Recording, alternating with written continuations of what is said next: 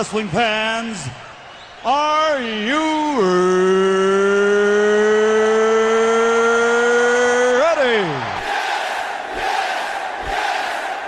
For the thousands in attendance and the millions watching around the world, let's get ready to rumble!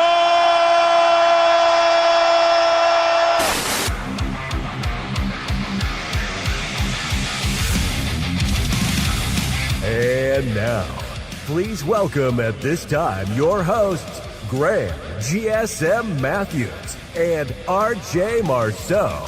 You're listening to the next era of wrestling radio.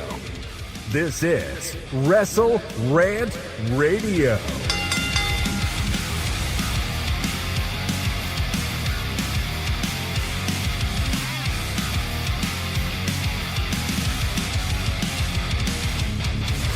What's going on, guys? Welcome back to WrestleRant Radio here today for Thursday, August 21st, 2025. I'm Graham GSM Matthews. Hope you guys are doing well. Bright and early on a Thursday morning.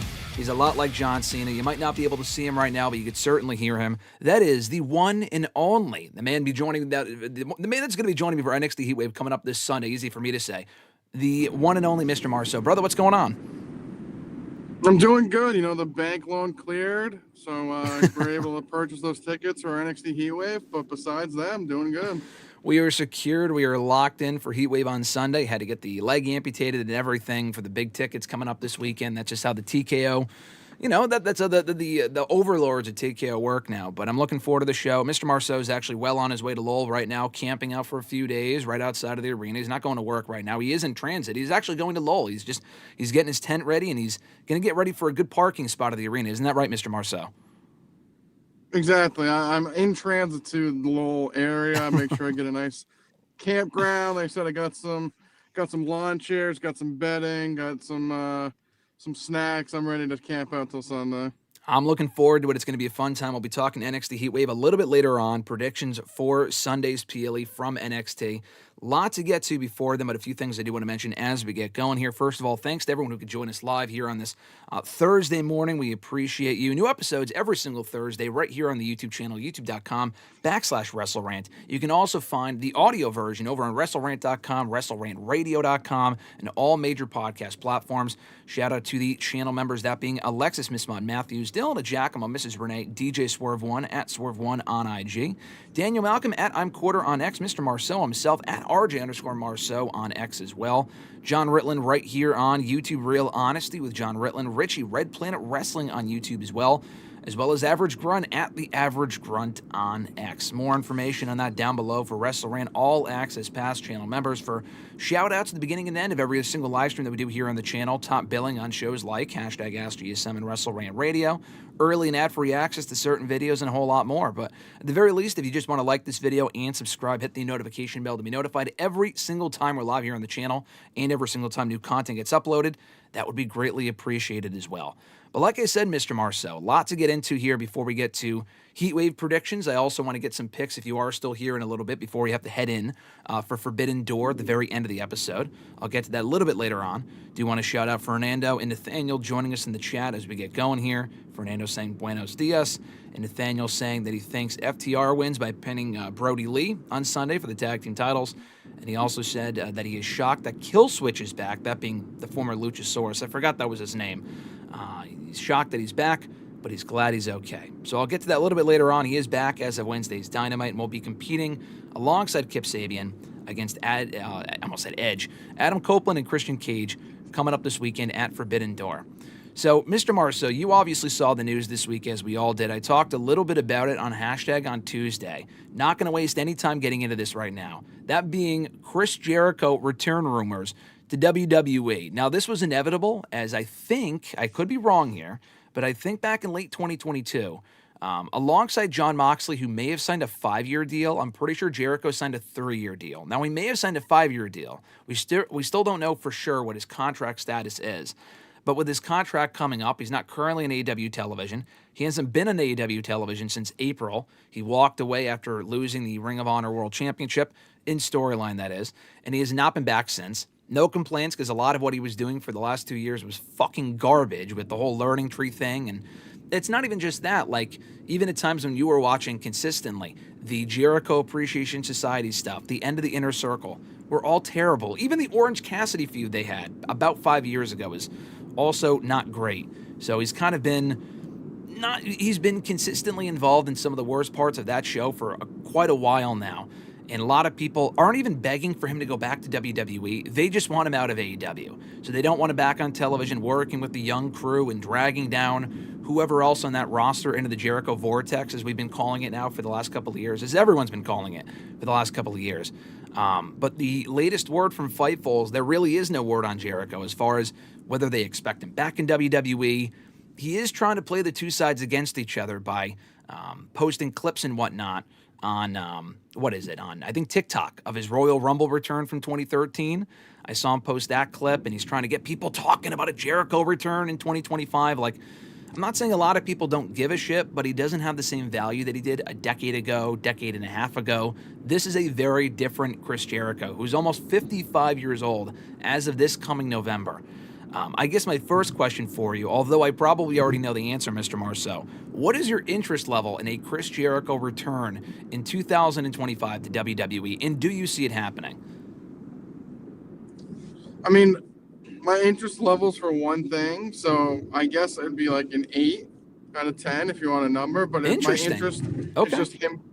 But like, there's a caveat on it. I'm just interested, like, if he comes back for a Rumble return, like a surprise Rumble return, does that, and then he's done, that's an 8. A full run, 1. So when we say full run, what are we talking about here? Because I could certainly see them bringing him back for like hopefully, ideally, quick stint. And when I say that, I mean like maybe returns to the Rumble, if not shortly beforehand. Not working every week on Raw and SmackDown. I don't even know if that's in his best interest or in our best interest. But he's back for a few months, has a final WrestleMania match, and calls it a career. Or do you think it's too much for him to say no to because he probably wants to stay active? Because it's not like he was becoming a part-timer in AEW. Aside from his current hiatus, he has not been, like, he's been a pretty consistent performer, for better or for worse, in AEW for the last 6 fucking years. So, I mean, does a run between, not now, let's say, but let's say between November, December time through WrestleMania, do you think that would work, or is even that too much for a Jericho return run? I mean, I think that'd be probably pushing, like, as much as I would want to see. Like I said, depending on what it is, I feel like like I said, I'm assuming he probably would want one more WrestleMania match. They said maybe Rumble. I mean, Elimination Chamber's usually around there, so maybe you sneak him in there because he was in the first Elimination Chamber if I'm not corrected wrong. So do that one more time. And they said maybe WrestleMania Hall of Fame induction, and then call it quits. Same weekend, you're saying? Sure. Just make it a Jericho weekend in Vegas. I just like you said, like he's getting older. So like, yeah, I know that he's been more of a full timer, but like, I don't know, he's in his mid to late 50s now. I mean, it's just there's no other like real like I don't have any other real like want to see him like on a weekly basis. Well, I guess that's my other question. As far as a Jericho return, I think for the nostalgia alone, and I'll get to other questions regarding the return itself. As far as for the nostalgia alone, WWE's obviously big on nostalgia. I don't think they need him. They don't need a lot. Most of their roster, they don't quote-unquote need. Who do they actually really need is the question, I guess. But, like, I think having him back for a quick stint to make some money off some T-shirts and shit, I think they would not be opposed to. Despite the fact that I know Jericho and Triple H have never really seen eye to eye on a lot of things. I don't really think that matters. I mean, they brought back CM Punk, who was an infinitely bigger star than Chris Jericho. I get that. But I still think that he was a big enough name where they're willing to put whatever, heat or bad blood that they have, if there is any in 2025, aside to bring him back for a quick stint. But my question for you was, and the answer is probably none, but are there any, maybe not any quote-unquote dream matches involving Chris Jericho in 2025, but matches involving the current roster that you would either be interested in seeing or wouldn't mind seeing from anyone on Raw, SmackDown, or NXT? That's a great question. I mean, just for like, if his promos were decent, I think him and LA Knight would be kind of one that just kind of like popped in my head. That would be pretty good. I feel like they could have like a good back and forth. I feel like LA Knight's more of like WWE style. I feel like Jericho would mesh well with that. But besides that, like I don't really see anyone else I'm like clamoring from the wrestle. I mean, even it's funny because he's been gone for a long time. His last match in WWE on television, and I think just period, was actually a Saudi Royal Rumble, the greatest Royal Rumble featuring Tucker and the Yokozuna-looking guy and whatever, like all these random ass jobs. Yeah, Dabba-Kato, among many others, back in April of 2018. Dan Matha, come on, you're missing all the legends. Dan Matha, yeah, well, he's a legend, all right. He's an NXT legend. That was the last match that he actually partook in. So it would be, people are joking and like, oh, no, he wouldn't do that. No, I think he would very much return for the Saudi Rumble. Like we talk about potential Rumble return. The Rumble is in Saudi this year. That's already been confirmed. We know that for a fact. And I could absolutely see him returning in Saudi, the same place where he had his last WWE match 7 years ago, 8 years ago by 2026. But prior to that point, though, he had been with the company for a full-time run in 2016, 2017, and he had a great run. That was the run of the list when he was United States champion a few times, the whole Kevin Owens thing. Having him either reunite or work with Owens again would be great, but Owens is out for a long time with the neck injury, so that's not going to happen. Hopefully by the time Owens comes back, Jericho is no longer there, but I mean, I can't promise that. Jericho just doesn't like to go away, doesn't really know when's enough. But that being said, though, I love the LA Knight idea. I was thinking the exact same thing. Millennial Noob, what's going on, brother? Thanks for joining. Another name that was pitched to me the other day by Randy Cruz, of all people, actually, and I thought this was an amazing idea, given his history with the championship and his history with the people related to this person. I thought this was a brilliant idea. Maybe not as a match. It's not like, oh, what a dream match, but like as a story, I think it could work. What about Chris Jericho and Dirty Dom? I feel like that could be a fun feud as well. I guess. For his history with, Eddie Guerrero. I mean, would that not make sense? And the Intercontinental Championship. It kind of does, but like,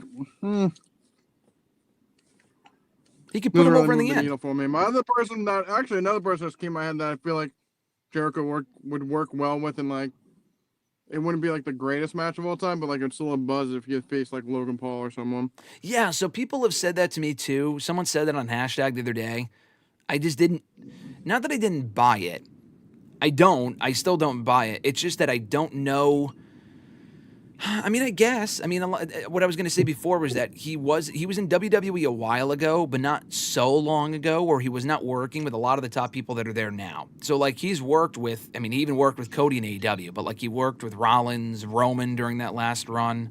A lot of the current roster he's worked with Sami Zayn, among other people. But, Logan Paul obviously was not there when he was last there. Of course, he came in years later. That could work as maybe a Saudi show. Would Jericho be a babyface or a heel? Like, maybe not even long-term, but when he first comes in, do you see him coming in as a babyface and then turning heel? Or would it just be a babyface the entire time for nostalgia reasons? Because in that case, if he is a babyface, he could work as a Logan Paul opponent. Yeah, I mean, I think if you're bringing him back, especially depending on like the role, it'd be like I would probably say babyface, especially if it's like one last hurrah. Yeah. Like so, maybe you like carve the list up again, puts Dominic and Logan on the list. People would lap that stuff up.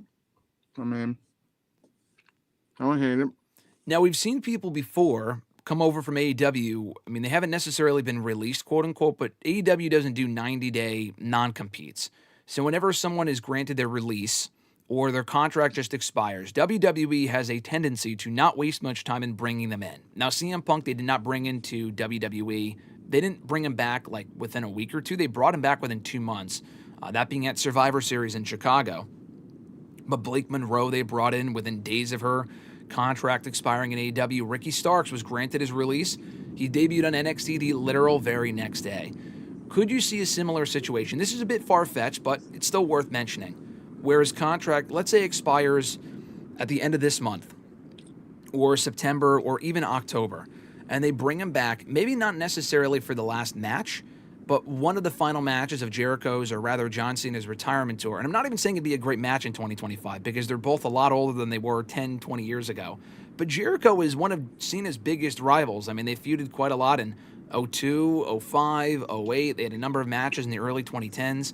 Could you see Jericho being a part of this retirement tour for John Cena before he calls it quits? It sounds like you said. Like I don't think the match would be great, but kind of with like the old nostalgia with Orton, Brock, Who else has Cena face? CM Punk. Like, that's kind of like, there's a people like want him to face new people, which I also do agree. But I still think like nostalgia runs deep, and like I said, if they could get him, like it wouldn't be the greatest match, but I think like they said the nostalgia alone would sell it. It's like no different if Edge came back and they did him and Edge. Like, would it be a great match? Probably not. But like they said, you're just getting like the nostalgia of like their old stuff. So Yeah. I mean, the Edge one, I mean, people have pitched that. Obviously, that's not going to happen because he's in AEW. I was going to say he's older. He's actually not. I think him and Jericho are probably around the same age. Jericho's probably older, actually, but Edge was obviously a bigger rival of Cena in WWE, so that match might be even more appealing, but it's not going to happen. But I guess the biggest question that people are wondering is that if Jericho were to come back, what version of Jericho are we seeing? Now, mind you, it's 2025, so if he's not coming back for a big run, I said this the other day, it would have been cool if he came back as one version and then kind of morphed into the other version by the end. That being the Judas version of Jericho from AEW with the Judas song. I know we're kind of sick of it now because he's come out to it for so long. Not in recent years because he moved away from it about a year or so ago. But, the Judas song is a great song, and it got over in AEW, and it would be cool to see the Painmaker Jericho in WWE. Do you think it's too late for that, and he might as well just come back as Y2J, millennial, 2000s Jericho with the Break the Walls Down theme song? How do you see Jericho being used in that sense if he comes back to WWE? I feel like you just got to go Judas, right? I mean... Interesting, okay. Especially with, like, how... I think you go Judas. I mean, I feel like the crowd loves that shit. They'll, like, it's... new to that audience, I guess, because I mean, I don't know. I think you go, like I said, I think you go Judas, Jericho, and then like I said, you maybe if he's a baby face, you carve the list back up one last time. Like I said, him putting like Dom or Logan Paul on the list, they could like, I don't know. Like I said, if it's a one big nostalgia run, you might as well. Well, for Judas, I mean, it wouldn't necessarily be nostalgia for WWE fans that weren't watching his AEW stuff. That would be something new. Right, so do you do just Judas the entire time and have him go into Break the Walls Down? You just do Judas the whole time. Interesting. You don't even go into Break the Walls Down at all. Maybe when he debuts, you Break the Walls Down. But I feel like you got to get a little Judas in there. Okay, all right. You're talking AEW nostalgia here, not necessarily like WWE nostalgia. Yeah, I guess. Sure. Yeah, but I mean, it would also be something new for WWE fans. I mean, we've been seeing it as long as it's. Can we just agree as long as it's not the learning tree? I mean, I missed the learning tree, but yeah. To quote you from before we went live here, I might have to drive myself into a learning tree if he brings back the learning tree to WWE. I say bring back, but like if he brings the learning tree and grows its roots in the WWE system, no thanks. That would be awful. But no, I think Judas Jericho and WWE would be cool. I would pop. I mean, I'm going to pop regardless. I've always been a big Jericho fan, except for the fact that, and it's not even like, him in AEW has been bad. His first year or so in AEW was awesome, but he's been there for 6 years, and a lot of the stuff he's been involved in and has done has been largely terrible. Some of the Ring of Honor stuff was good, but like I said, the Jericho Appreciation Society shit was terrible. Learning Tree was terrible. The Wizard with the fireballs.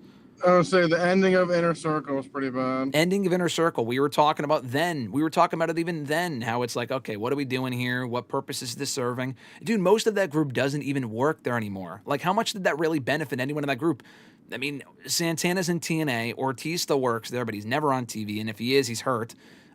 Jake Hager, I think, retired from wrestling recently. I think I saw. And then Sammy Guevara is not even on TV. He's in fucking Ring of Honor. How much did that group really benefit anyone? It didn't. It benefited Jericho at the end of the day, and he's the only one, I mean, not on TV currently, but he was well after the group was over.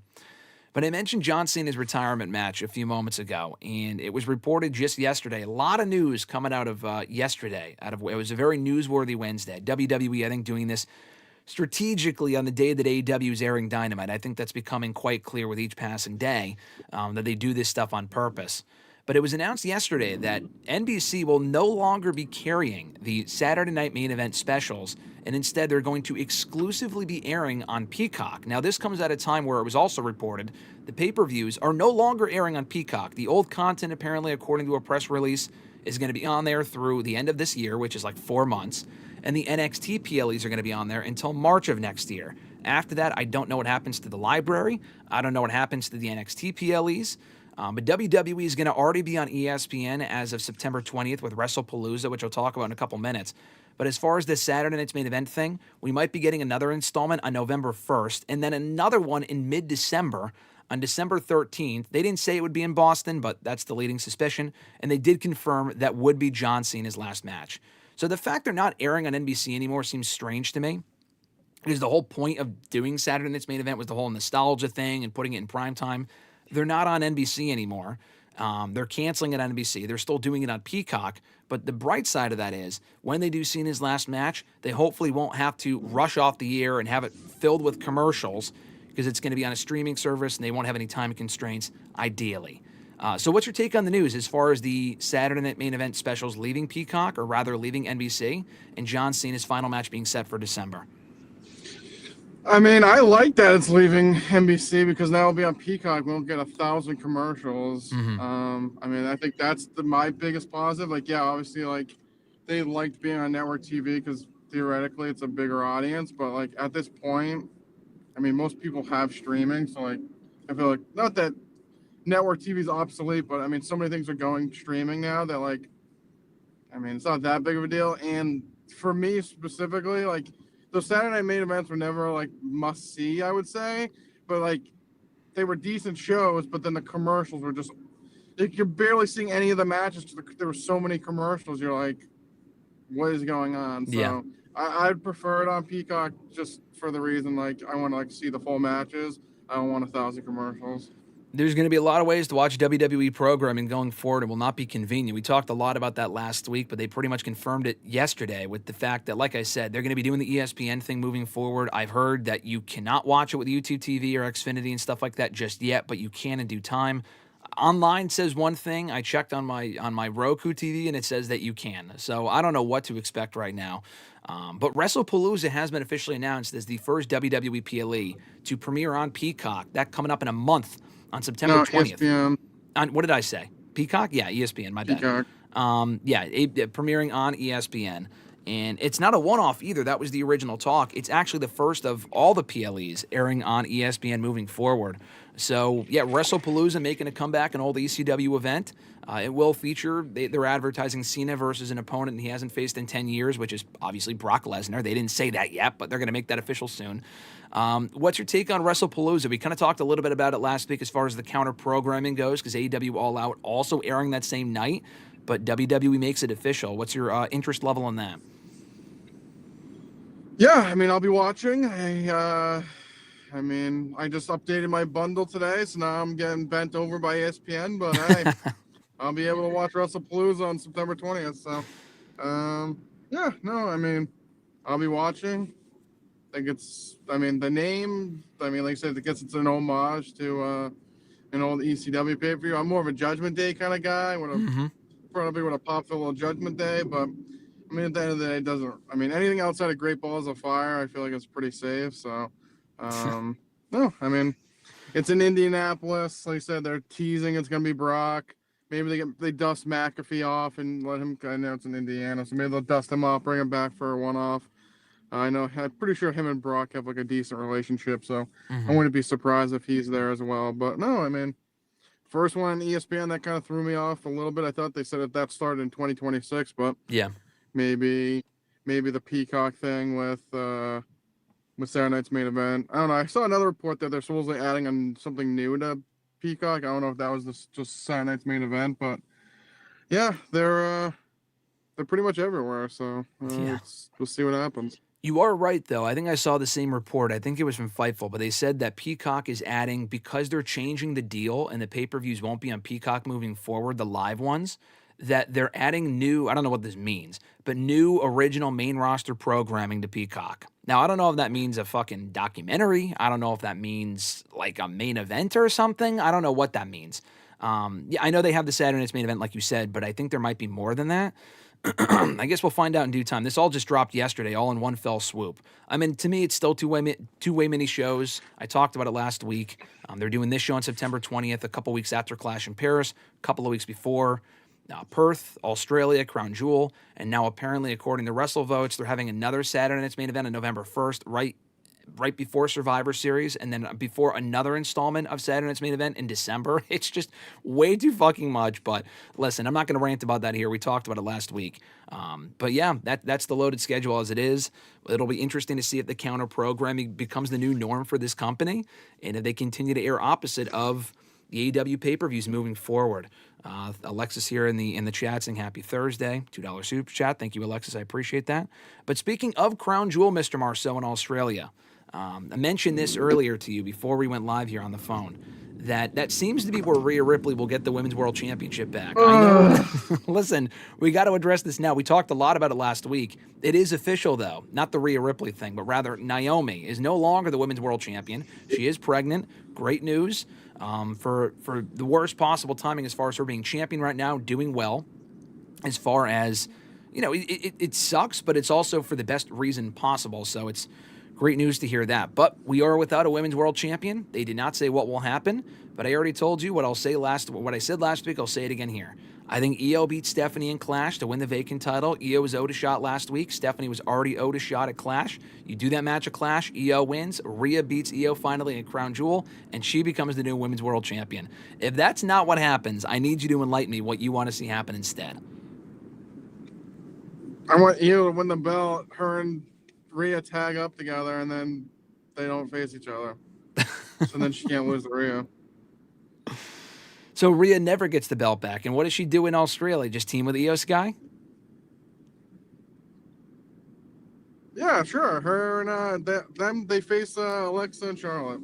She can win the tag belts there. That sounds great. So what you're saying, basically, what I'm hearing is that hey, you know what? No. How about this? How about she's the one that beats Becky for the IC belt?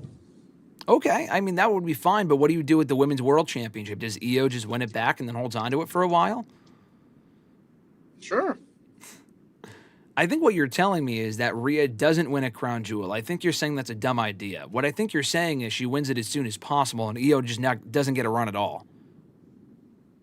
I mean, no thanks. I'm just give her the IC belt. I don't need her as world champion again. I think that's what's going to happen. I mean, I think that's the most likely direction that they go in. But don't you think it's just? I just feel like her beating Io, like the money's in her not being able to beat Rhea, beating Io. So just blowing it off just because she's in Australia in 2 months, I feel like just booking malpractice. I mean, that wasn't my original plan. I would have done, obviously, Rhea and Naomi. That would have been the match, but Naomi got pregnant, so you got to pivot. But I guess my question is, why does she have to win the belt there? She doesn't have to. You're like, she has to win the... That's what you're saying. Like, she's got to win the belt there. Like, just because it's in her, that she can be on the show doesn't mean she has to win. I just don't see what else she does on that show if she's not winning the championship. I don't see her hosting it. Like I said, maybe she faces Becky. Yeah, I mean, I guess. I mean, so Nathaniel in the chat, he asked 2 questions. He said, would you want to see Rhea beat Becky? I mean, you just said yes to that. But he also said... I would take that, yep. I mean, I'm not saying I'd be opposed to it. I'm just saying I don't know what then becomes of the Women's World Championship picture with people like... You do Io versus Asuka. Over the champ. Okay. I don't see Rhea being demoted to the I guess Becky's there, so it's not really a demotion, but... I don't know. I still see... I mean, Io versus Roxanne. Roxanne just beat her on Raw, so you can fucking conjure that up. Yeah. I mean... Not a terrible idea. He did also ask, Nathaniel asked, he said, RJ, would you want to see Bayley versus Stephanie? I mean, if Stephanie wins, sure. Fresh fly. I mean, I get what I know what they're doing with Bayley, but like, yeah, I don't know. For me, I'm kind of past like, I don't know. I feel like there's younger stars I would focus on more now, like especially Stephanie. Like I don't know. I feel like if she's facing Bayley at this point, like if there's nothing on the line, she should probably be beating her. Yeah, no, I mean Stephanie should definitely but win. Like if you're pushing Bayley as this new heel, she needs wins too. Yeah. I think Bayley beats Lyra first. I know we don't want to hear that, but that's probably what's going to happen. Like you said, it's tough. Oh my! Don't say that either. That's even worse. But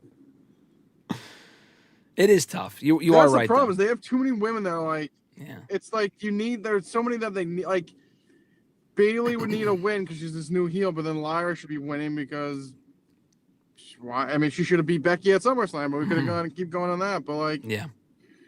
Then Stephanie's like the new hot commodity. It's like you don't really want her losing either, but like eventually she's gonna have to lose. And I mean, if you're going for the main title, I feel like it's not the end of the world if she loses. Depending on she'll who be it fine. is, Yeah. Like,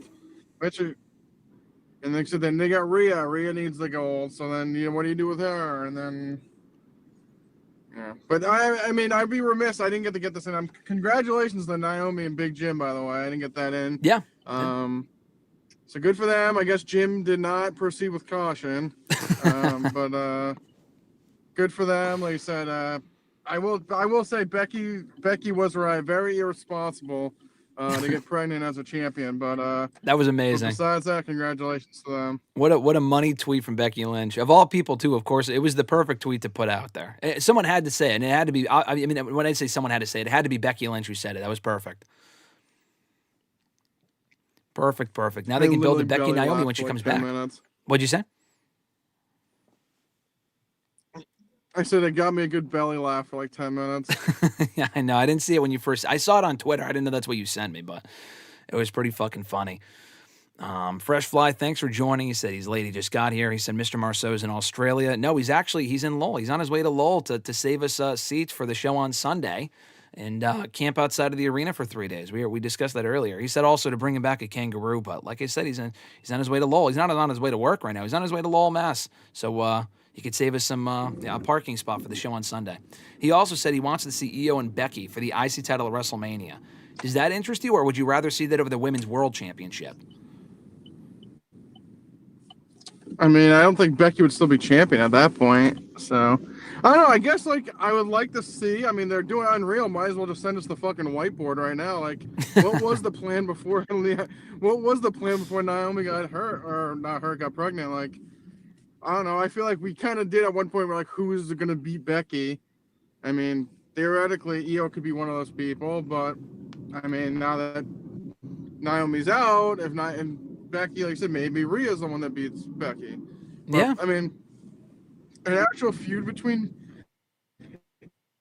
Io and Becky at this point would be really, I think it'd be really good, especially the matches would be really good. So I think we'll get there eventually, but like WrestleMania, like I said, I don't think she'll hold, I mean, maybe Io will have the belt at that point, or IC belt, but I don't feel like Becky, if she lost, would go right back to it. So, but I also don't think Becky would hold the belt that long either. So maybe for the World Championship, I'm down for that. Yeah, I could see that to be a fresh match on a PLE, and maybe it is over the IC Championship. I could see Becky holding until then. That sounds like a long time, but I mean, she already has a number of defenses under her belt, beating Natalya on Monday, Max and Dupree last week, Lyra at SummerSlam. I think it's totally possible. I don't know if I would hold it off until that long myself, like you said, but I think it's definitely a possibility. Nick, what's going on, brother? Thanks for joining us at Yo Peeps. Mr. Marceau, it's 8:58 right now. Do you have time for quick NXT Heatwave predictions, or do you want me to just let you go now? Oh, yeah. I got Heatwave predictions in mind. All right, perfect. We got to preview this PLE before we head on over to Lowell, Mass. this Sunday for this pretty rush card. As someone who watches NXT every week, this is a pretty, it's a decent card. A lot of women's representation, which is awesome, but NXT PLEs are very much lacking in the men's department as far as these matches and storylines are concerned. But it should still be a fun show, specifically because we'll be there at the Lowell Memorial Auditorium. But let's go through it here. Hank Walker and Tank Ledger, our favorites, who were on the last Lowell show that we went to last December. The new age poor man's heavy machinery from 8 years ago or whatever. They're defending the NXT Tag Team titles against two members of Dark State that have yet to be named. I think Dark State get the titles here. I'm surprised they haven't won the tag titles already. But what do you think? Yeah, I mean, I'm not a big Hank and Tank guy. Like you said, they're like a poor man's heavy machinery. Not really a big fan of Dark State either, but I mean, I feel like they should probably win here, so put the belts on them. I'll go nuts when they win the belts. Yeah, they've won all their matches except for one that would have been at Slammiversary for Dark State, that is. Like I said, if you want to protect these guys, if they really care about the group, I mean, I don't really overly care, but they don't really have a whole lot of direction either. Just put the tag titles on them and let them do their thing. We got two triple threats on the show, two women's triple threats, actually. One of them being a number one contenders match for the NXT Women's Championship between Jada Parker, Kalani Jordan, and Lola Vice. This is actually pretty unpredictable. I don't know who's going to win this one. Parker, Jordan, Vice, it's a tough one to call, which is why I'm going to throw it to you first, Mr. Marceau. Who goes over? It's a tough one. I like all three women.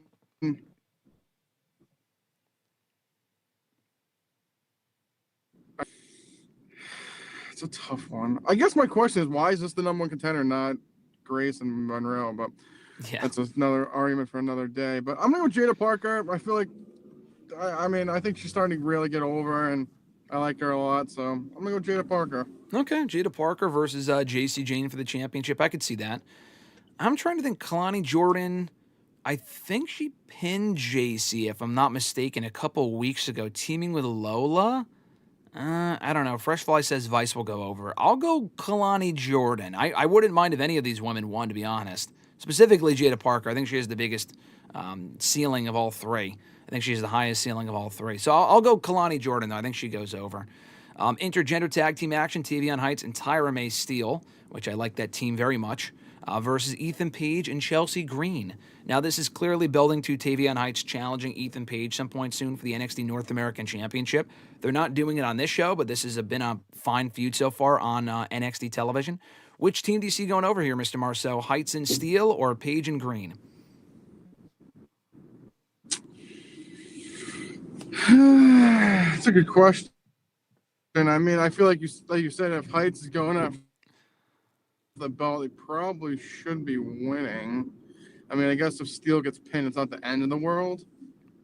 I'll go with Paige and Chelsea Green, though. Oh, okay. All right. You're going to go for this swerve. Yeah, I was going to say, I think if Heights is going for the championship, I would assume he wins, but maybe that's what they want you to think. I'll go the booking 101 decision with Heights and Steele winning. I think they need to win more. Noob said Heights and Steele, but Marceau's going Paige and Green. So fine prediction there. TNA Knockouts World Championship. The first time it's being defended on a WWE NXT PLE, which is pretty cool. Been defended on NXT TV, but not actually in NXT PLE until now. It's JC Jane versus Masha Slamovich, the former champion, and Ash by Elegance, the former Dana Brooke, 1/2 or 1/3 rather of the TNA Knockouts World Tag Team Champions. I feel like if they want to do this whole double champion thing with JC Jane, they're going to have her hold on to the championship until at least Bound for Glory in October. I don't think she loses it right away. Otherwise, what's the point? So I think she retains here. This is a pretty, safe one to predict. But what do you think, Mr. Marceau? Who walks out the TNA Knockouts champion? Slamovich, Elegance, or Jane?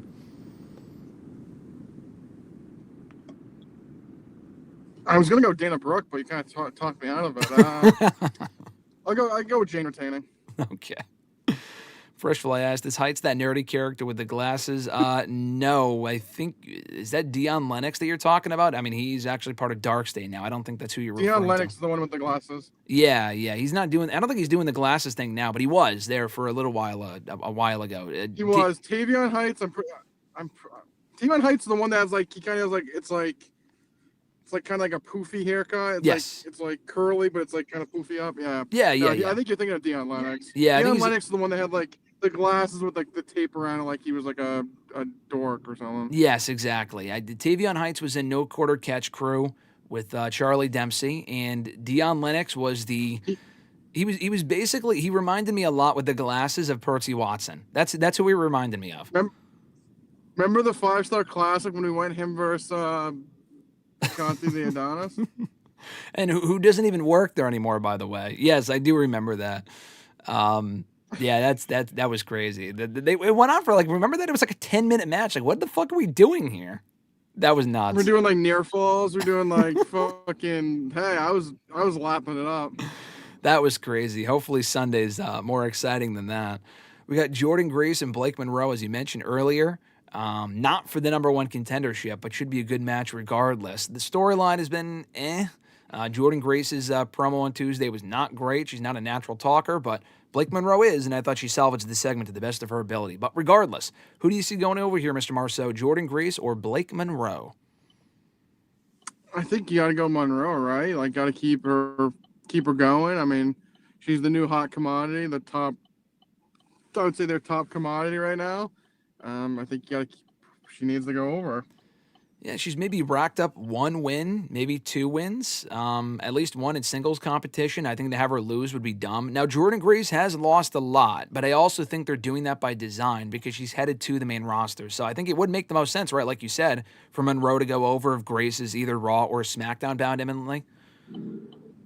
Yeah, like I said, I think Monroe. Like I said, I was surprised originally this wasn't the number 1 contender match, but I think Monroe goes over. Yeah, maybe because they want to wait to put the belt on Monroe until, October or whatever, and beating Jane for it, even though they're both heels. I could see that. And then we get to the main event that was only just made official on Tuesday when Javon Evans knocked off Trick Williams, the TNA World Champion in non-title action, to become the number 1 contender to the NXT Championship.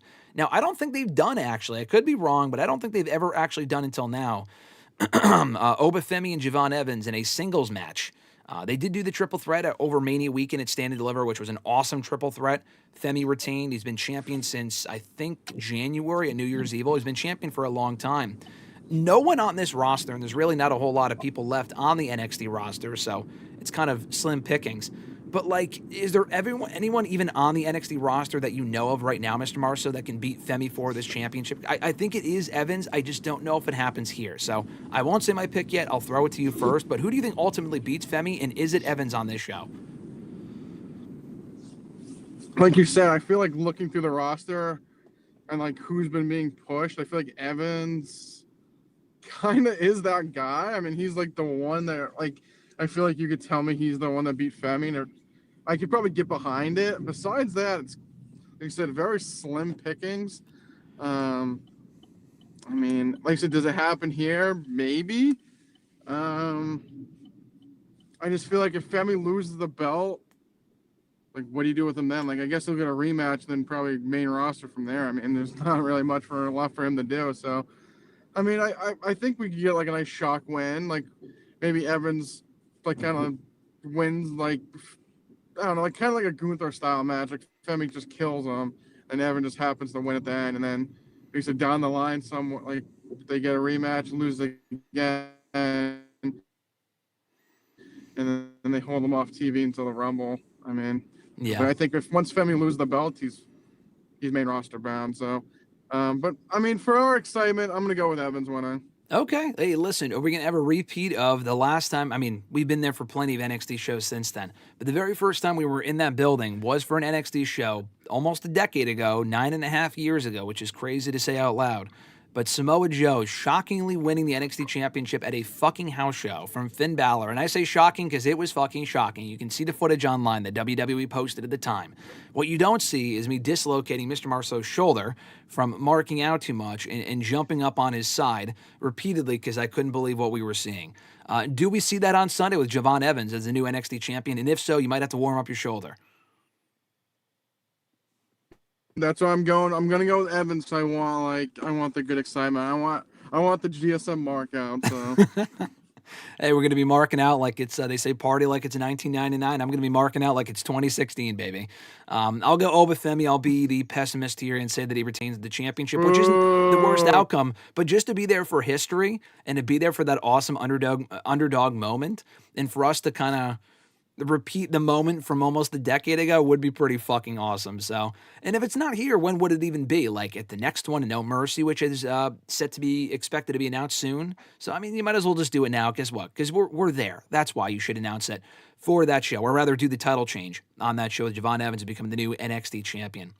So that's Heatwave coming up on Sunday. Looking forward to that in Lowell. Should be a very fun time. Mr. Marceau and I will have our full thoughts on that pay-per-view, on that PLE, coming up here on the show next week. I'll be talking about Forbidden Door predictions in just a moment. Mr. Marceau, is this a good moment to let you go, or do you want to stick around for the Forbidden Door stuff? No, that's a good point. Perfect, brother. All right, well, have a great rest of your day. I'll see you in 72 hours, first at Applebee's, and then for not for Forbidden Door. I'll be in fucking England, actually. I'm not going for Heatwave. I'm going to Forbidden Door on Sunday. But no, drive safe, and I'll see you in Lowell, my friend, in a few days. All right, see you later, man. All right, brother, take care. Bye. All right, that was Mr. Marceau. Thanks for joining, as always, of course. We had a lot to chat about. If you're just joining now, before the Heatwave predictions, Mr. Marceau and I did talk a lot about Chris Jericho returning to WWE earlier. We also talked about WrestlePalooza being officially announced on September 20th, airing on ESPN, the future of the ESPN deals moving forward. We also talked about Saturday night's main event leaving NBC and airing exclusively on Peacock. So for those just tuning in now or just watching this portion of the video or listening to this part of the podcast, go back and check out those parts of the conversation with Mr. Marceau from the past hour. Before we wrap up here, last thing I do want to address, like I just said a moment ago, my predictions for Sunday's Forbidden Door pay-per-view. AEW, New Japan Pro Wrestling, Stardom is going to be involved, CMLL. I'm looking forward to the show. It's a solid card on paper. 9 matches announced as of right now. I think this is the most up-to-date card as of Dynamite last night. They could always change matches or add more matches. Come Collision, I'm honestly kind of expecting it. They haven't announced anything for the pre-show. Those are usually pretty last-minute announcements. So I can see them doing so probably by Collision, if not the fucking day of.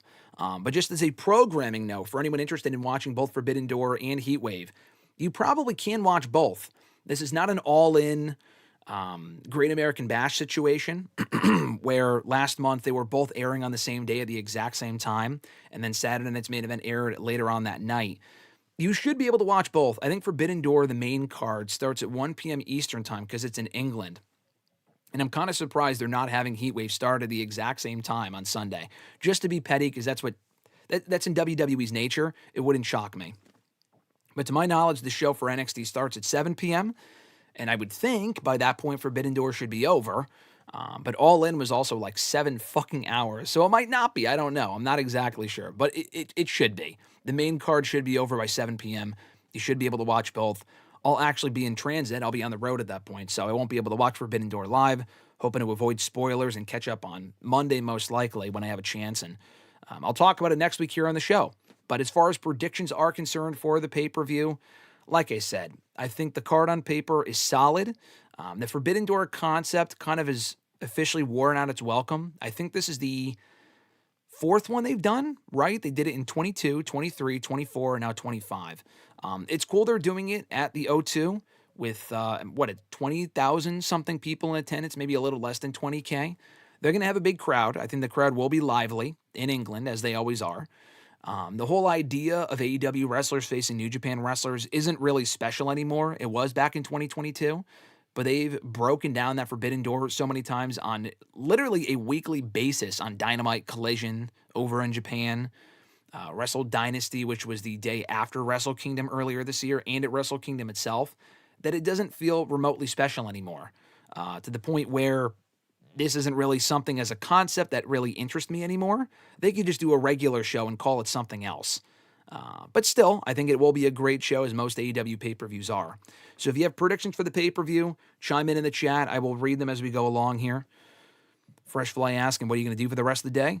Just working on stuff, per usual. After we're done with the Forbidden Door predictions here, that is. We're not wrapping up just yet, Fresh Fly.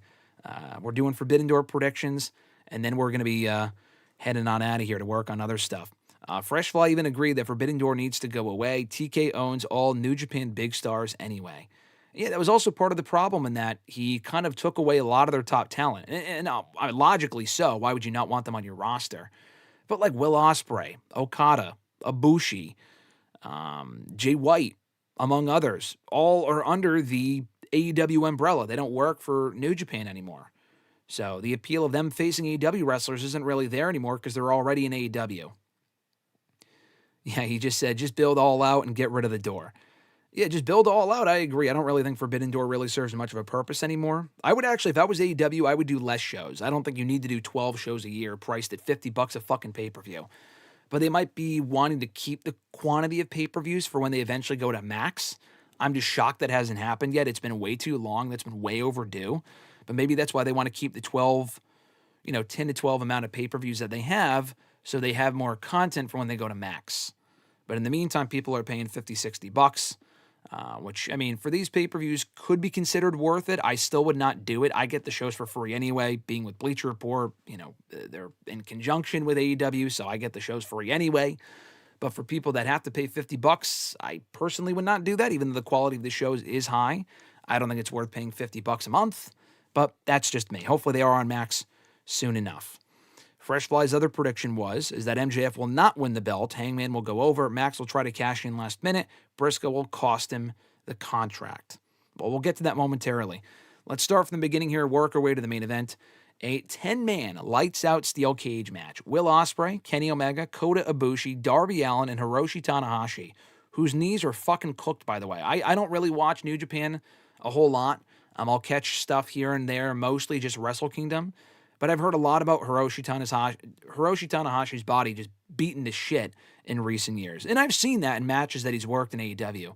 But now more than ever, it just pains me to see him walk to the ring for his matches now, including on Dynamite last night. But they're going to be taking on the Death Riders, that being Wheeler Yuta and Claudio Castagnoli, the Young Bucks, and Gabe Kidd, in an aforementioned lights-out steel cage match.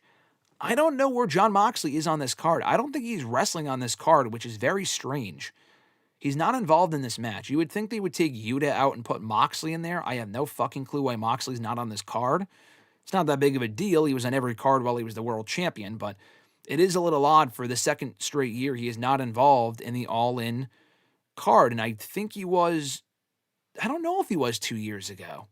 Last year he was not. I know that. 2 years ago, what would he have done on that show? I don't remember. But he wasn't involved last year.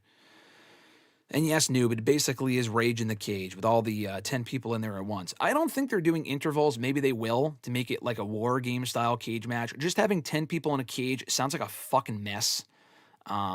This is really just the get everyone in on the card type of match. Omega we have not seen on TV since he lost the Continental Championship, or rather the international title, to Okada last month at All In. So he was randomly included in this. Ibushi, same thing. I don't think we've seen him on TV since before All In. Darby Allin, this is his first match back all year. You have Tanahashi in there, who's on his retirement tour right now, and you have Will Ospreay, who was apparently being held together by pins and needles, according to his comments about his neck and stuff like that. This is going to be a mess of a match.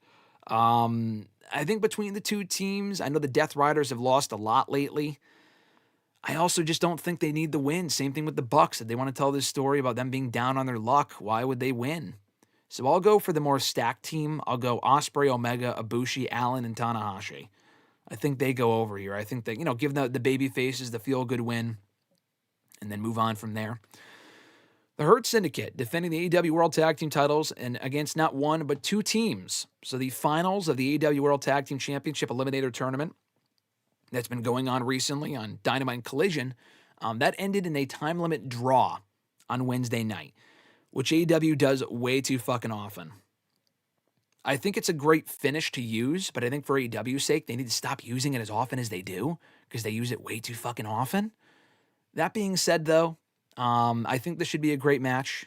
And also the fact that we just saw, the thing is, we just saw a triple threat tag team title match at the last pay-per-view they did. They did the Hurt Syndicate versus, I think, not FTR, it was Jet Speed. I don't remember the other team. It was Jet Speed and another team, not the Outrunners. FTR was on the pre-show. I don't remember, but Hurt Syndicate won. I remember that. Maybe I think it was the Patriarchy. I think it was Christian Cage and Nick Wayne. But anyway, we got another three-way for the tag titles here.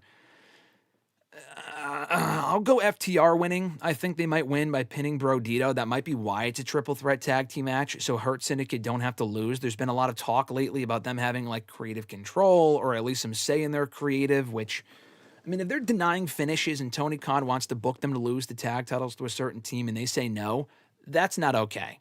I don't know what level of creative freedom or control that would be constituted as, but I would not allow that if I'm Tony Khan. I feel like you have to draw a line somewhere. But I think they would want to put the tag titles on FTR if they are going to have them face Cope and Christian at All Out for the tag titles in Toronto. I don't think that match needs the tag titles. I think you could build to that down the road. I think the whole Cope and Christian thing, which I'll get to later, feels very rushed. But that's probably the direction they're going in, and it's probably going to be for the tag titles. And then we've heard these rumors before, too, of Hurt Syndicate. Oh, they didn't want to lose the tag titles to FTR. They want to lose it to Private Party, which is fucking comical because the Private Party have not been on TV since they lost the tag titles to the Hurt Syndicate in January. They have only worked one match all year. Aside from that one, they've worked one other match all year, and that was in House of Glory in like March. Otherwise, they have been completely off the grid. So Hurt Syndicate saying they would lose the tag titles to them is just so hilariously funny. but I think they said them, the fucking Outrunners, and Gates of Agony. It's like, really, man? I mean, come on. They've already beaten all of those teams. So to say that you would lose to them is comical. Brodito winning, I think Brodito, Brody King and Bandito are a good team. They work very well together, but they're a makeshift team. Bandito is the Ring of Honor World Champion. He doesn't need one to have the tag titles, too. We have enough double champions in wrestling as it is. I would put the belts in FTR. I would have Hurt Syndicate retain and have them lose to FTR straight up, but it doesn't look like they're going to do that. So I'll have FTR win here. I think they do take the tag titles, probably by pinning Bandito or Brody King. They probably want to protect Hurt Syndicate, whatever. They've been champions for so long that they should be pinned for those belts, but that's probably what's going to happen. Nathaniel said, I hate that MVP is saying no to stuff. Yeah, I mean, I would not allow that. I feel like if you allow him to say no to enough stuff, then they get away with more and you give them more leeway. I would just cut that off now, if that is true. But it's coming from Fightful, so I personally believe it. AEW TNT Championship, Kyle Fletcher and Hiromu Takahashi, who is fucking great, by the way. Anytime I've seen him at indie shows and New Japan shows, he's been in AEW a few times at Forbidden Door. The guy's awesome. So I think this should be a very good match. Kyle Fletcher just won the title from Dustin Rhodes a few weeks ago. You're not going to do another hot potato title change. This is an easy win for Fletcher, but it should be a fun match. So I'm looking forward to it. The IWGP World Heavyweight Championship. What a match this is going to be. I never thought I would be saying this match would be happening on an AEW pay-per-view for the New Japan World title in 2025. This is insane. Zack Sabre Jr., who just got the belt back, I believe. Again, I don't really follow New Japan that closely, but I think he lost it and then got it back. He's defending the championship against Nigel McGuinness, who won a fatal four-way #1 contenders match recently on Dynamite, or rather Collision. I think it was last week. Nigel is obviously not winning, but the fact they're giving him a match in his home country, a lot like last year when he came back at All In England and got that great reaction as part of the Casino Gauntlet men's matchup, that was awesome. I think it's very cool. He's getting this opportunity. So I think Zack Sabre Jr. wins with ease. I don't know how exciting the match is going to be. I think it will be a submission spectacle, a technical spectacle. That's how they build the #1 contenders match with McGuinness and Moriarty, Hechicero, and who else was it? Daniel Garcia on Collision last week. I think this will also be a technical spectacle with Zack Sabre Jr. going over. But like I said, yes, Nigel is indeed Alexis getting the opportunity. Alexis was not aware of that. I did not tell her that previously. But yeah, Nigel, he's not wrestling consistently. He just wrestles like one-off matches. He wrestled a Double or Nothing alongside Garcia against FTR. He may have wrestled since then before the Collision match last week. I don't remember. I feel like he did. I don't remember. But they brought him back for this. He won the #1 contenders match, and now he's fucking wrestling at Forbidden Door, which is awesome. I'm bummed I'm missing this pay-per-view legitimately for this match alone. I will watch it on Monday. But yeah, Nigel is challenging for the World Championship of New Japan. He will not win, but that is very cool that we're getting this match. Four-way for the AEW TBS Championship. Representation from a few different promotions here. Mercedes Moné taking on Alex Windsor from AEW. Well, Mercedes Moné is also from AEW, but you have other representation from AEW, CMLL, and Stardom. The CMLL representation is Persephone, who I've seen a little bit of in Ring of Honor, and she's very good. And then a woman named Bozilla. I think she's a second-generation star, they said on commentary last night. She's from Stardom. I don't think Persephone or Bozilla win the AEW TBS Championship. Personally, I would put the belt on Windsor. They are in England. She's from England. It would make for a great moment. Now, the only reason why I would not do that here is that Mercedes has been champion for so long that, not that I want to see her hold it for long enough to beat Jade's record. At this point, I think she is beating Jade Cargill's record. And at this point, who gives a shit? If you were to make an argument who's been the better TBS champion, Jade or Mercedes, it's easily Mercedes. Mercedes has had way better matches than Jade ever did. Jade had a nice long run of dominant matches. It was a very different run than Mercedes has been. But Mercedes has had way better matches with Willow, Chris Statlander, Sky Blue on television. Tony, although that wasn't for the TBS championship, that was for the women's world title. A lot of women. Mina Shirakawa, she faced on television about a month ago. Number of people. Anna Jay. She's beaten most of that division already. My point is, she has been champion this long. If they don't ever break the record, I don't give a fuck. I really don't care. But I would not have her lose it in a four-way. I think if she loses the belt after almost a year and a half, She has held it since Memorial Day weekend last year, May of 2024. You don't have someone lose a title like that in a fucking four-way. I said the same thing about Roman, Gunther. I just don't like that. I feel like it's lazy. So I would have Mercedes retain here. Have Windsor beat Monet potentially, but one-on-one, not in a four-way. Although I could see Windsor winning just because, they want to protect Mercedes and she won't get pinned one-on-one, even though she already did at last month's pay-per-view against Toni Storm, and she could pin Bozella or Persephone. I'll go Mercedes Monet retains, though. Kazuchika Okada and Swerve Strickland for the AEW Unified Championship. The build to this match, despite the star power involved, is left a lot to be desired. I think the match itself will be awesome, but I think the build has been nearly non-existent. It's just kind of been there. Like, they did a video package last night, but in recent weeks on Dynamite, they've just done, like, fucking interviews on the stage, like, very basic shit. But I think the match will be great. They actually did have one other match, I think on TV about a year ago, that Okada won, if I'm not mistaken. Maybe Swerve won while he was world champion. I don't remember, but they did do this match one other time. I think this will be a great match. Okada and Omega I really enjoyed from All In. Okada just won the Unified Championship. Technically, he's been Continental Champion now for a year and a half since he won the belt in March of last year, April of last year, whatever it was. I think Okada retains. Swerve needs a big win at some point. He did win it All In that tag team match, but he hasn't won a big singles match on pay-per-view in a while. He beat Ricochet earlier this year, but that was in like March. So he needs to win at some point. I don't think it's here. Adam Copeland and Christian Cage reuniting, teaming up on pay-per-view for the first time since 2001. Now, they have teamed since then. They teamed, obviously, after 01. They broke up in 01. They did team after that, maybe on TV. I want to say maybe in 05. I'm not exactly sure.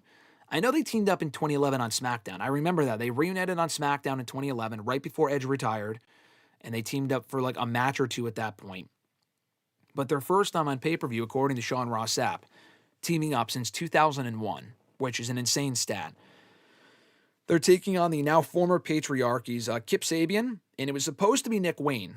But Nick Wayne said in that video package last night on Dynamite, that, promo we cut on the big screen, that he's hurt. Now, I don't know if it's a legit injury. I don't think it is. I think this was always part of the plan. I don't know. But this is an upgrade, honestly. Kip Sabian isn't. I mean, who gives a shit about Kip Sabian? I still think Cope and Christian win here, by the way. But Nick Wayne is being replaced by the returning Kill Switch, the former Luchasaurus, who we have not seen in almost exactly 1 year. I think the last match he had, according to commentary last night, was at Forbidden Door last year, that London Falling, the fucking whatever it was called. It was a multi-trio tag title ladder match, which was, what a mess. But it was fun. He was involved in that. They lost the trios titles that night. I think the Blackpool Combat Club, that then later became Death Riders.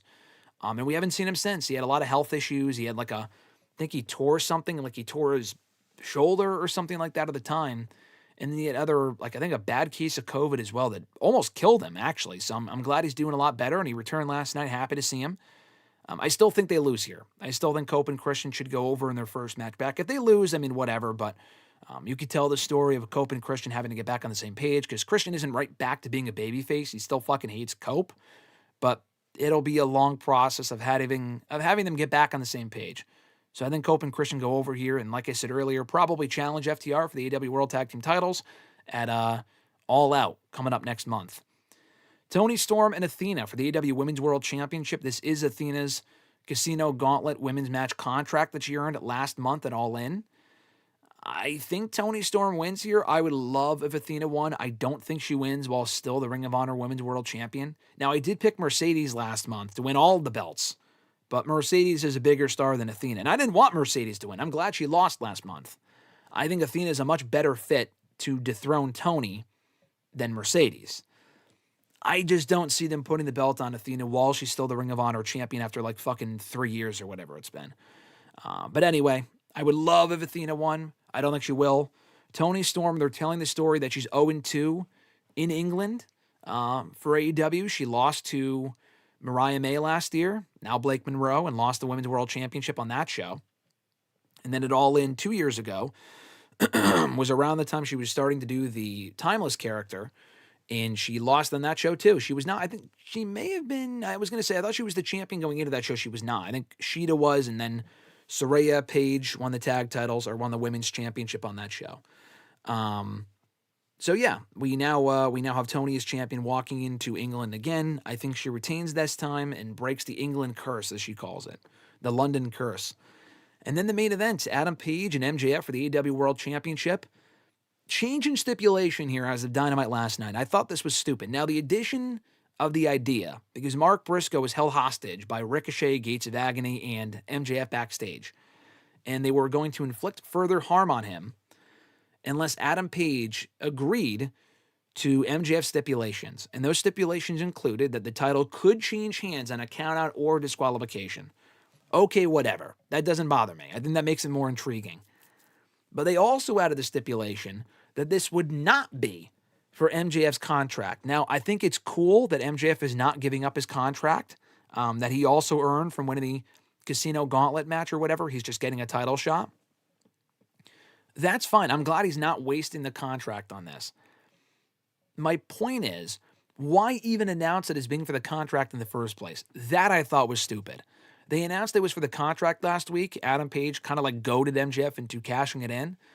And then they turned around and said this week, with an angle, mind you. I mean, they didn't just say it. They explained why he's not cashing in the contract.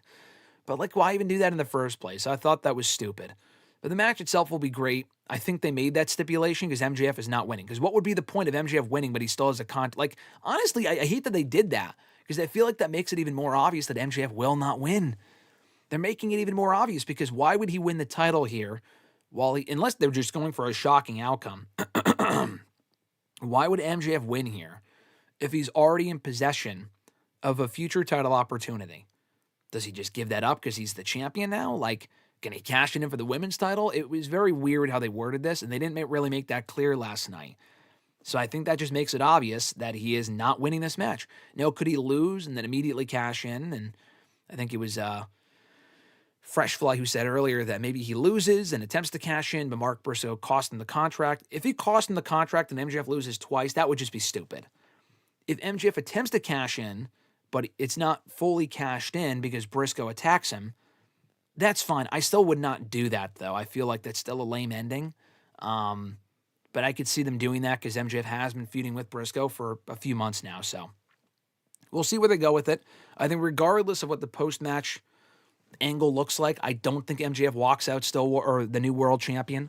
I was thinking at one point maybe this whole Hurt Syndicate dissension thing where he was kicked out of the group already. He was only in the group for a month or two. I was starting to think that maybe it's just a swerve and they help him win the championship. That would be great. I don't see that happening. I think MJF is not winning the title, especially while he's still in possession of that contract. I think regardless of what happens before, during, or after this match, Adam Page is ending the night still the AEW World Champion. That is your Forbidden Door card for this Sunday. I will not be watching live. Like I said, I'll be attending Heatwave, so I'm looking forward to that on Sunday. Both of which we will have thoughts on. Forbidden Door from yours truly. Mr. Marceau will very likely not be watching Forbidden Door after the fact. He'll be at Heatwave with me anyway. But we will be discussing both shows here on the show next week here on WrestleRant Radio, in addition to whatever news pops up in the world of wrestling. We'll also be previewing and predicting Clash in Paris, which is coming up next Sunday, which is honestly shaping up to be a pretty solid card. They added Sheamus and Rusev this past week in a good old-fashioned Donnybrook match. It was supposed to be Stephanie Naomi. I don't know what they do now with Stephanie. Maybe they just bump that match altogether. Like I said earlier, I think they do Io and Stephanie for the vacant title because Io was owed an opportunity. Stephanie was owed an opportunity. Just have them face each other on that show on a PLE. Clean finish this time. I love that idea with Io winning. I think Stephanie winning would be cool, but doesn't necessarily need to happen right now. But you have that match. John Cena and Logan Paul one-on-one for the first time ever. That's going to be on that show. Maybe Cody and Drew for the WWE Championship. I still think we get that. It hasn't been announced. Cody's off TV at the moment. I think filming the Street Fighter movie. But I think we get that. As well as the four-way for the World Heavyweight Championship. It's going to be Seth Rollins, LA Knight, CM Punk, and Jey Uso for the World Heavyweight title in a fatal four-way. So we'll talk about that next week here on WrestleRant Radio. Thanks to those of you that joined us live or are watching after the fact. Now, this was an early episode. Sometimes, occasionally, when Mr. Marceau is in transit, we'll go early on a Thursday morning. So you'll never quite know when we go live here on the show. It's typically Thursday mornings. Just have the notifications on. Like the video, turn notifications on, subscribe. You can only turn on notifications if you're subscribed, but turn on notifications. You'll be notified every single time we're live here on the channel and every single time new content is uploaded. New episodes of WrestleRant Radio are available every single Thursday on WrestleRant.com, WrestleRantRadio.com, and all major podcast platforms after we first stream live here on YouTube first. Shout out to the channel members, Alexis Mismod Matthews, Dylan Giacomo, Mrs. Bernay, DJ Swerve 1, Daniel Malcolm, RJ Marceau, John Ritland, Richie, and Average Grunt. More information on them and more information on how to become a WrestleRant All Access Pass member down below in the description box. Check it out there. $5 a month gets you top billing on shows like #AskGSM and WrestleRant Radio. You get shout-outs at the beginning and end of every single live stream that we do here on the channel as well. You get badges and emojis and the live chats, as well as early and ad-free access to certain videos, including #GSM for GM yesterday, WrestleRant Ranks every Monday, among other WrestleRant Radio excerpts, interviews, early reviews. I should be reviewing JR's audiobook, the 50 best calls and 50 years of Jim Ross's career. I just reviewed, or rather just finished listening to that this past week. So I'm hoping to do a review of that and have that up coming up on Sunday here on the channel. I'll be camping this weekend, so I'll be away, but I should have content up regardless. So no time will be missed. And like I said, I'll be catching up on Forbidden Door well after the fact, probably on Monday, and I'll discuss it next week here on WrestleRant Radio. Thank you guys, as always, for tuning in, though, here to the show. Like, subscribe, turn on notifications, like I said earlier. Thank you, Fresh Fly, for saying great video today. I appreciate that. Thank you for tuning in early on a Thursday. Depending on where you are in the world, this could be the fucking afternoon for you. So, nonetheless, have an awesome, folks. Enjoy the rest of your weekend. I'm Graham GSM Matthews. Enjoy Forbidden Door and Heatwave coming up this weekend, and we'll catch you right back here on Thursday. Take care, folks.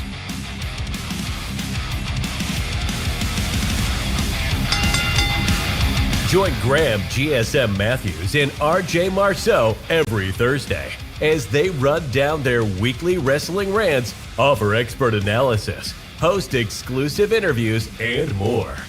Subscribe today on all your favorite podcast platforms and never miss an episode of WrestleRant Radio.